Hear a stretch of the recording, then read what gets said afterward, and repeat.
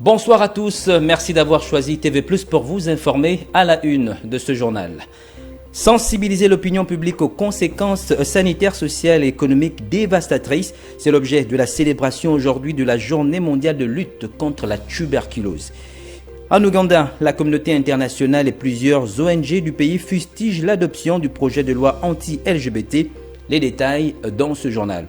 Et puis en sport, football, troisième journée des éliminatoires de la Coupe d'Afrique des Nations. Total Énergie Côte d'Ivoire 2024. Le Gabon s'impose à domicile face au Soudan. Score final, 1-0.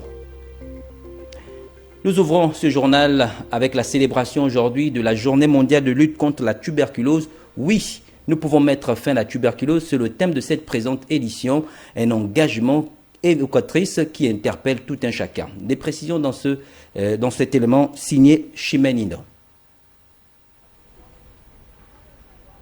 Le 24 mars de chaque année est célébrée la Journée mondiale de lutte contre la tuberculose.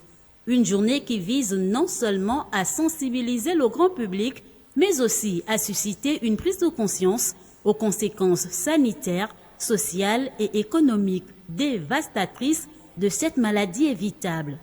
Le thème retenu pour l'édition 2023 est « Oui, nous pouvons mettre fin à la tuberculose ». Au niveau du Gabon, nous avons pensé que nous pouvons tous nous lever pour mettre fin à la tuberculose.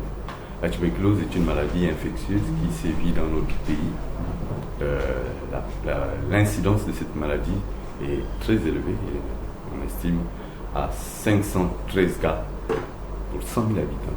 Nombre de cas de tuberculose enregistrés en 2022.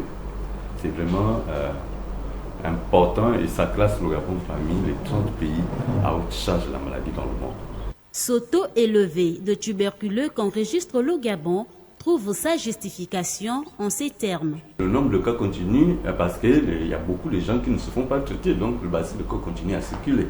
Donc il faut tout faire pour essayer d'accroître le diagnostic, de pouvoir diagnostiquer le plus grand nombre de personnes pour faire en sorte que la maladie puisse à un moment s'arrêter. À quel moment devient-on tuberculeux? Le médecin lui demande un examen qu'on appelle la bacillothèse, qu'on appelle l'examen des crachats. Et c'est à l'examen des crachats qu'on met en évidence ce bacille de corps. Aujourd'hui, il y a le Ginesper qui a révolutionné la prise en charge de la tuberculose. Parce que ce Ginesper, il met en exemple la tuberculose sensible et recherche le génome du bacille de corps. Et confirme aussi que nous sommes face à une tuberculose sensible ou multirésistante. Et lorsque le diagnostic est posé, le malade est aussitôt mis sous traitement. Il faut noter que le traitement de la tuberculose est gratuit. Aucun patient ne doit prétendre avoir déboursé 5 francs pour se faire prendre en charge pour la tuberculose. Transmise par des gouttelettes projetées par des éternuements, par la toux ou par la parole, est considérée comme une maladie de la honte par le public. Une tuberculose bien traitée est guérissable. Le Gabon a connu une évolution dans la lutte contre la tuberculose. En dehors de Kembo, longtemps considéré comme le seul centre de référence, d'autres centres ont vu le jour à travers tout le pays, de l'ensemble du territoire national. Des explications de Jocelyn Maombou, docteur spécialiste en santé publique, au micro de Chimenino. Au départ, le centre de Nkembo était appelé le centre d'excellence de la tuberculose. Dès que quelqu'un avait la toux, d'ailleurs, on disait qu'il faut aller à Nkembo. Aujourd'hui, vraiment, nous nous battons pour que, là, en périphérie déjà de Libreville, parce qu'on a beaucoup de cas qui viennent de Vendo, Nzayon, les quartiers sous-intégrés comme Kingele et ainsi de suite, nous essayons de faire en sorte que ces centres-là, au niveau de Vendo, également prennent en charge. Au niveau de Nzayon, nous avons déjà le centre de santé de Nzayon qui prend les malades tuberculeux. Nous avons l'hôpital mère et enfant de Libreville, le CHU de Libreville, le CHL également à Libreville qui prend tous ces cas de tuberculose qui peuvent être traités déjà. Et nous voulons vraiment inviter également les autres structures de la place à prendre tous ces malades-là en charge. À l'intérieur du pays, tous les centres hospitaliers régionaux aujourd'hui sont équipés de Ginesper pour pouvoir diagnostiquer et prendre en charge les malades. Au niveau des CTA également, on ne traite plus que le VIH, on traite également les cas de tuberculose dans tous les CTA à l'intérieur du pays. Et donc, pratiquement, on va dire aujourd'hui que nous avons au moins 5 à 10 départs, toutes les 9 provinces du Gabon peuvent soigner. On peut soigner les cas de tuberculose. Les gens n'ont plus besoin d'être évacués de l'intérieur du pays vers Libreville pour pouvoir se faire. En religion, depuis hier de l'observation du jeûne du Ramadan par les musulmans du monde entier, une période de privation chez les musulmans qui nécessite une alimentation particulière, les coûts de ces produits et les interdits dans ce reportage signé de Maya Meza.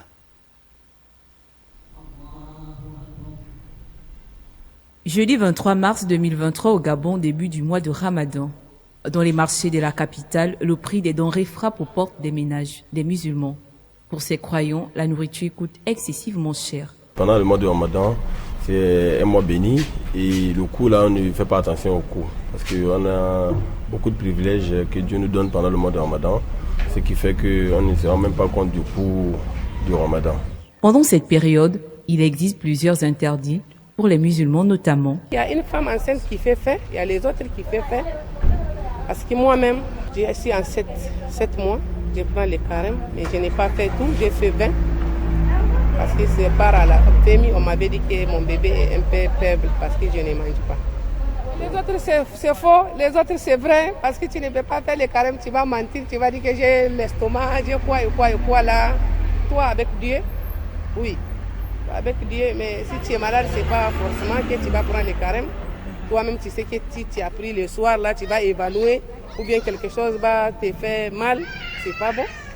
Tout bon musulman est condamné à respecter scrupuleusement les interdits liés à cette période, car c'est ce qui fait de lui un bon musulman. Le mois dont le nom figure dans le Coran, Ramadan est pour les musulmans le mois saint par excellence. Réunis hier en plénière, l'Assemblée nationale a adopté à la majorité absolue le projet de révision constitutionnelle. 113 députés ont dit oui à cette énième réforme de notre loi fondamentale. Estelle Amban pour les détails. Moins d'une semaine aura suffi à la Commission des lois des affaires administratives et des droits de l'homme de l'Assemblée nationale pour examiner le projet de loi portant révision de la Constitution de la République gabonaise. Sans surprise, le texte défendu par le Premier ministre a été adopté à l'unanimité en plénière ce 23 mars.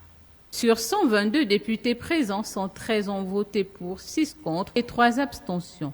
Une étape importante au lendemain de la concertation politique qui s'est tenue du 13 au 21 février 2023. Déjà saluer le timing, s'il est celui qu'on me décrit et s'il ne contient pas de calculs politiques. J'espère simplement que les éléments de consensus sont in extenso reproduits dans les modifications constitutionnelles. Nous attendons donc de voir et d'avoir la copie de cette modification constitutionnelle pour avoir un meilleur commentaire, une meilleure visibilité. Dans son propos circonstanciel, le président de l'Assemblée nationale s'est dit conscient des critiques portées sur l'activité parlementaire, notamment du fait d'une majorité acquise au parti au pouvoir. Un certain nombre de compatriotes qui, à leur recharge, ne maîtrisant pas le travail parlementaire, passent le temps à délitourner les parlementaires en général, les députés en particulier. Et certainement, ils ne manqueront pas de le faire à l'issue de cette séance qui se passe très rapidement. C'est parce qu'ils ne maîtrisent pas les pratiques parlementaires. Prochaine étape, le Sénat, avant la tenue du Congrès du Parlement, au cours duquel députés et sénateurs adopteront de façon définitive ce projet de loi portant révision de la Constitution de la République gabonaise. Objectif, parvenir à des élections transparentes, crédibles et apaisées. La révision de la liste électorale fait partie des préalables à la tenue des élections présidentielles dans le pays. Si plusieurs personnes s'inquiètent par rapport à son effectivité, certains acteurs politiques affichent un air serein. Retrouvons une fois de plus Estelle Amban. Si l'on s'en tient au délai constitutionnel relatif au mandat du président de la République, 5 mois nous séparent désormais de la prochaine présidentielle, ce qui remet à jour le débat sur l'ouverture de la révision de la liste électorale. Loin d'être en odeur de sainteté avec le pouvoir, une frange de l'opposition se félicite des réformes en cours. Le ministère de l'Intérieur a promis l'ouvrir dans les prochains jours et nous espérons que ce sera fait. Et l'une des choses que nous avons obtenues également, c'est qu'il n'est point besoin aujourd'hui de se déplacer pour Minvoul, pour m'inscrire à Minvoul, de me déplacer à Tchibanga pour m'inscrire à Tchibanga. Je peux parfaitement depuis Libreville m'inscrire pour Niali chez moi ou pour Minvoul sans aucun problème. Ces modifications, fruits de la concertation politique, concernent également la caution permettant de prendre part à une élection. 20 millions de caution à l'élection présidentielle à 10 millions, ce n'est pas rien. Nous sommes partis des 10 millions qu'ils voulaient pour les locales à les législatives à 350 000 francs de caution, ce n'est pas rien.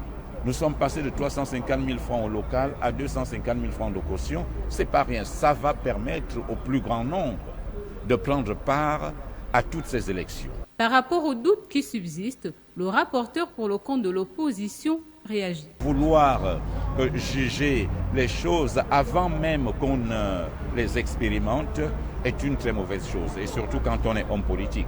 En attendant ces modifications, le code électoral dispose que l'établissement de la liste électorale relève de la compétence du ministère de l'Intérieur. Elle fait l'objet d'une révision avant chaque élection et la période de révision est fixée par voie réglementaire. En économie, 3 mois après la mise en circulation de la nouvelle gamme de billets, la BUAC va injecter de nouvelles gammes de pièces de monnaie dans les 6 États de la CEMAC. Ceci viendra combler le déficit en matière de circulation des pièces dans la sous-région. Maya Meza nous en dit plus.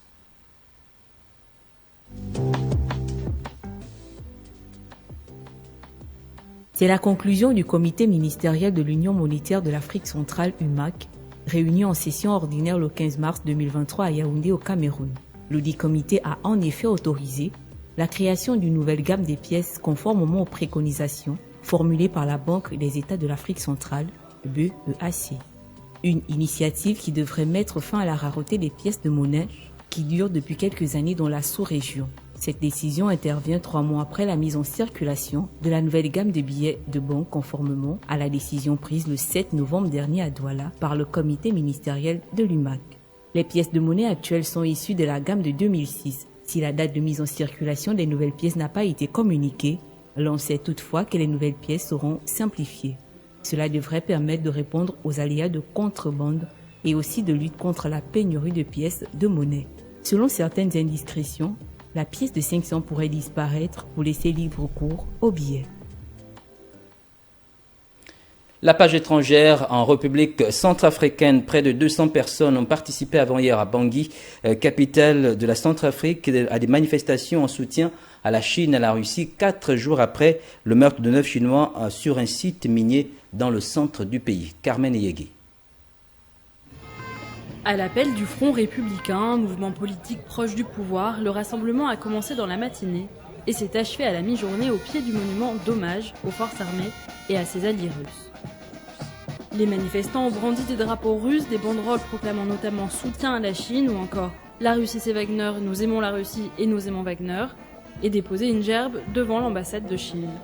Dimanche, 9 ressortissants chinois ont été tués dans l'attaque d'un site minier dans le centre du pays. Une commission d'enquête a été ouverte tandis que le président chinois Xi Jinping a appelé à sévèrement punir les coupables. Nous nous solidérons avec l'ambassade de la Chine qui se trouve à notre chemin parce que la Chine a été un grand pays qui a beaucoup aidé la République centrafricaine. Nous avons l'exemple de l'hôpital Amitié, l'hôpital Domitien. La Chine a beaucoup fait pour l'Afrique, non pas pour la République centrafricaine, mais l'Afrique. La Chine a été un grand ami de la République centrafricaine. Cette manifestation intervient alors que le sentiment anti-français a largement dépassé le stade de ressenti pour désormais devenir une idéologie. L'actualité en bref, au Rwanda, la peine de prison de Paul Rusesabagina a été commuée par ordre présidentiel selon le porte-parole du gouvernement Yolande Makolo. 19 autres condamnés pour terrorisme ont également vu leur peine commuée selon le gouvernement, dont le rebelle du FLN, Calix Tsabinama, une décision prise selon le gouvernement après avoir considéré leur demande de clémence. L'actualité se poursuit toujours à l'étranger. On parle de remaniement ministériel. Hier, en République démocratique du Congo, Jean-Pierre Bemba et Vital Kamerhe nommés au poste de Premier ministre, le premier à la défense et le second à l'économie. Un retour symbolique qui pourrait contribuer à la restauration de la paix et au développement dans le pays. Leslie Nanaka pour le récit.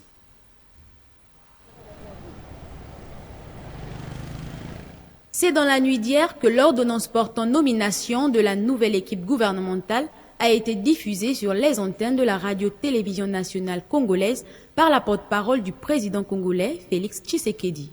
Le gouvernement comprend une équipe de 54 membres, 5 vice-premiers ministres, 9 ministres d'État, 28 ministres et 12 vice-ministres. Mais le fait le plus marquant de ce remaniement est l'arrivée au sein du gouvernement de 2 éminentes personnalités. Il s'agit notamment de l'ancien vice-président Jean-Pierre Bemba, qui occupe le poste de vice-premier ministre et ministre de la Défense.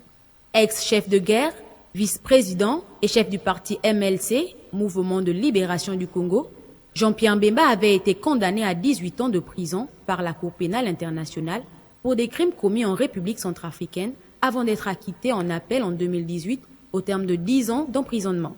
L'autre personnalité, Vital Kamerhe, nommé au poste de vice-premier ministre en charge de l'économie. Autrefois directeur de cabinet de Félix Tshisekedi et allié au sein de la coalition présidentielle, Vital Kamerhe avait été condamné en 2022 à 20 ans de prison pour détournement de fonds avant d'être acquitté en appel en 2021.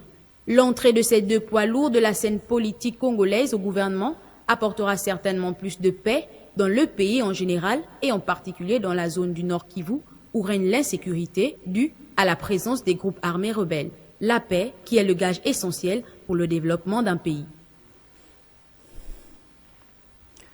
En Ouganda, le projet de loi criminalisant l'homosexualité adopté il y a 3 jours par le Parlement ougandais est fortement contesté par la communauté internationale et certaines ONG pro-LGBT. Sidela Niman. Alors que plus de 30 pays africains interdisent déjà les relations homosexuelles, la nouvelle loi adoptée mardi en Ouganda semble être la première à interdire la simple identification en tant que lesbienne, gay, bisexuelle ou transgenre. D'après les partisans de la législation, il est nécessaire de punir un plus large éventail d'activités LGBTQ qui, selon eux, menacent les valeurs traditionnelles de la nation conservatrice et religieuse d'Afrique de l'Est. Le nouveau projet ougandais de loi anti-homosexuelle punirait les personnes qui ne signalent pas les actes homosexuels de 7 à 10 ans de prison ou de lourdes amendes. Les personnes reconnues coupables d'homosexualité aggravée seraient passibles de la peine de mort et celles reconnues coupables de se livrer à des actes homosexuels pourraient être condamnées à la réclusion à perpétuité. L'homosexualité aggravée implique des relations homosexuelles avec des personnes de moins de 18 ans ou lorsqu'une personne est séropositive, entre autres catégories selon la loi. La loi punirait également les personnes qui hébergent ou fournissent sciemment des soins médicaux ou une assistance juridique aux personnes LGBTQ. Ce projet de loi adopté par le Parlement nécessite désormais la signature du président Yoweri Museveni pour devenir loi. On s'attend à ce que le président le signe. Dans un communiqué, le haut-commissaire des Nations Unies aux droits de l'homme, Volker Turk, a déclaré que le projet de loi était probablement l'un des pires du genre au monde. La porte-parole de la Maison-Blanche, Karine Jean-Pierre, a fait écho à cette déclaration, qualifiant la législation de la plus extrême au monde. Si la loi était promulguée, a déclaré le porte-parole de la sécurité nationale des États-Unis, John Kirby, les États-Unis devraient envisager d'imposer des sanctions économiques à l'Ouganda. Museveni n'a pas commenté la législation actuelle, mais s'est longtemps opposé aux droits LGBTQ et a signé une loi anti-LGBTQ en 2013 que les pays occidentaux ont condamnée avant qu'un tribunal national ne l'invalide pour des raisons de procédure. Interrogé sur le calendrier électoral en Libye, le Sénégalais Abdoulaye Bitili, représentant spécial du secrétaire général de l'Organisation des Nations Unies, regrette que le Parlement libyen, la Chambre des hauts représentants basée à l'Est et le Haut Conseil d'État basé à Tripoli à l'Ouest traînent des pieds pour aller aux élections. Nous clôturons cette édition d'information avec l'actualité sportive. Les Panthères du Gabon s'imposent 1-0 au stade de Rénovation de France-Séville. C'était face aux Crocodiles du Nil du Soudan. Match comptant pour la 3e journée des éliminatoires de la Coupe d'Afrique des Nations Total Énergie Côte d'Ivoire 2023. Les temps forts de cette rencontre avec Jeremy Goma.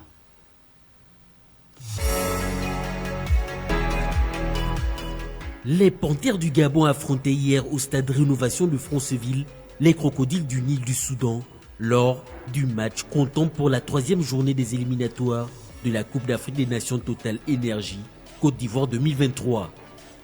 Une victoire des Panthères, 1-0. But inscrit par l'entremise de Lloyd Palin, capitaine lors de ce match en l'absence de Bruno Ekwelemanga et de André Poko. Les poulains du technicien français Patrice Neveu se placent après cette victoire premier du groupe I avec 7 points au compteur après 3 matchs joués. C'était un match assez facile pour le Gabon qui aurait pu mettre beaucoup de buts, n'eût été le manque de réalisme du trio d'attaque composé par Denis Bouanga, Aaron Boupenza et Jim Alevina qui n'ont fait que vendanger plusieurs occasions de but. Les Fauves peuvent désormais se consoler de cette victoire même si la qualité de jeu proposée reste à revoir car dans 3 jours, le match retour à Khartoum ne sera pas facile. L'heure est donc à la remise en cause dans la tanière de sorte de corriger toutes les erreurs commises lors de cette rencontre. Il faut rappeler que le Gabon pourrait arracher sa qualification le 27 mars prochain à Khartoum en cas de victoire contre les Crocodiles du Nil du Soudan en match retour. Mais cela ne pourra être possible que si les hommes de Patrice Neveu sont capables de concrétiser les occasions de but. C'était là l'essentiel de l'actualité de ce vendredi. Merci d'être resté en notre compagnie. Demain samedi, Maya Medza vous informera dans l'actualité de 20h. Je vous retrouve la semaine prochaine s'il plaît à Dieu. Restez câblés sur TV+, pour les meilleurs de programmes. Au revoir.